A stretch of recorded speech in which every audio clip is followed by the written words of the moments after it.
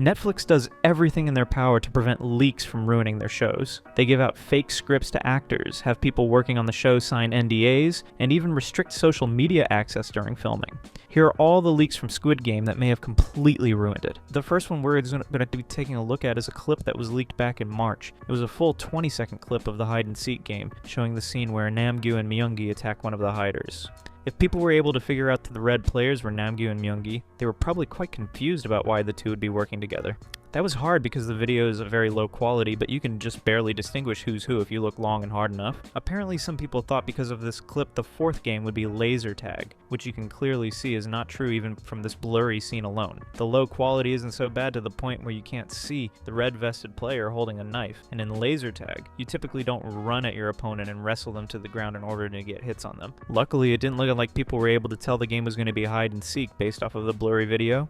Before the third season came out, everybody was sure the fourth game was going to be a dong Damon, probably due to the two giant dolls we saw at the end of season 2. It's kind of a good thing this wasn't the case, so the viewers could still be surprised at the new game when they watch season 3. The next leak was actually caused by one of the actresses, Park Gyu-young, who plays No Yul in the show. She posted a picture on her social media of herself in her guard uniform on a chair, but beside her was another person in a pink guard uniform.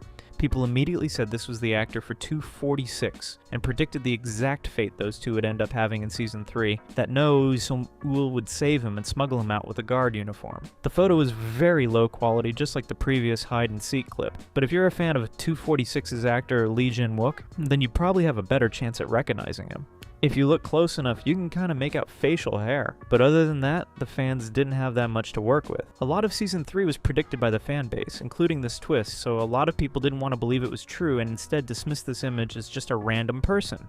But the actress deleted it shortly after posting, which basically confirmed it was some kind of spoiler for season 3.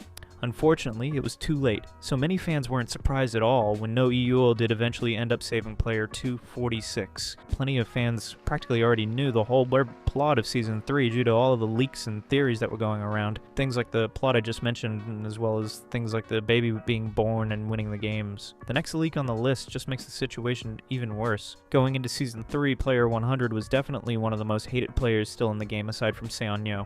Most viewers suspected he would die in the 5th game, but a smaller group of people may have expected him to die in the 4th game due to the next leak, which unfortunately did not happen. We see player 100 trying desperately to open a door before being scared by another player entering the room. It was a player on the blue team, but due to the low video quality it was a bit hard to tell.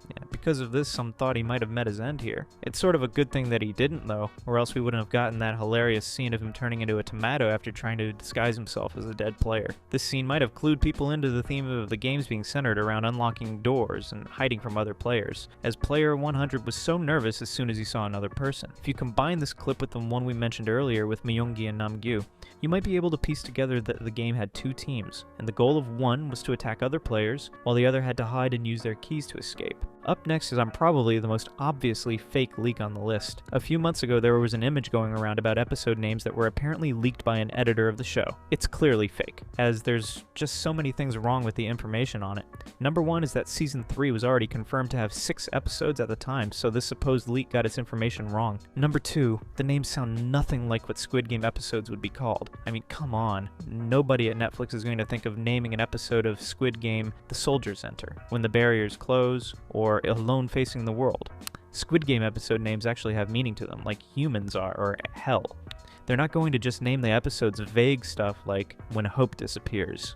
Revisiting there being too many episodes, how would they even fit the plot of Season 3 into 10 entire episodes? Even Season 1 didn't have that many episodes. Season 3's 6 episodes even felt like too much sometimes, as in the latter half of them a whole lot of nothing happened. If you cut out the unnecessary parts, Season 3 could definitely be 5 episodes if you know what you're doing.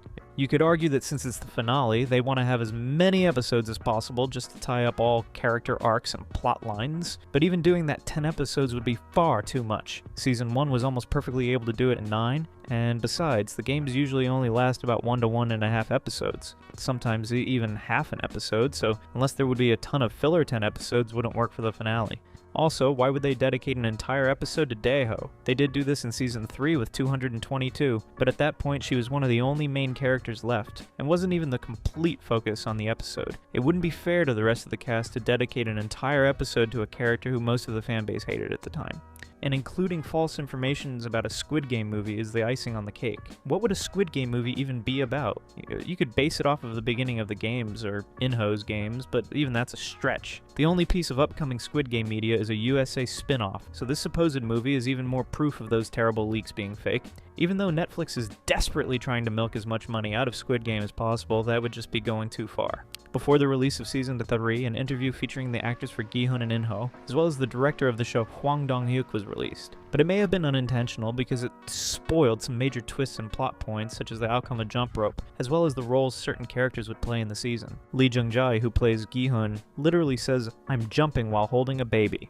This not only proved that Junhee's baby would be born, but that Gi-hun would somehow have an affiliation with it. Some people speculated that Junhee wouldn't give birth as she was only about 7 or 8 months along during the show, but the majority of the fandom knew she obviously had to in order for the plot to be spiced up. Not as many predicted that Gi-hun would be involved with the baby, but given Gi-hun's selfless nature, it wasn't that unexpected. Another thing that was revealed was that the frontman would show some humanity in Season 3. This was kind of obvious, and I think that moment was when he offered the knife to Gi-hun and told him to kill the remaining players so he could escape with the baby. Gi-hun was in the same situation as he was years ago, so he probably felt a bit of compassion and decided to give him a way out, just like Il-nam did for him. Finally, the director says that the baby would play an important role in the fates of everyone, as well as saying MG Coin was going to have drastic character development.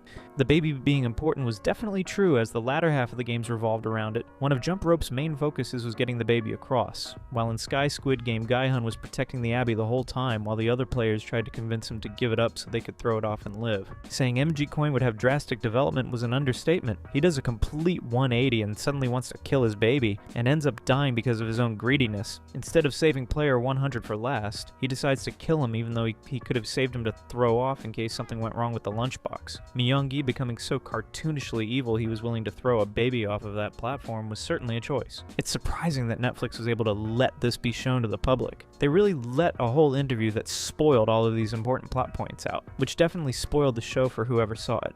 They'd know about Myung-gi's descent into madness, Gi-hun carrying the baby through a game, the baby being an important plot point, and so much more.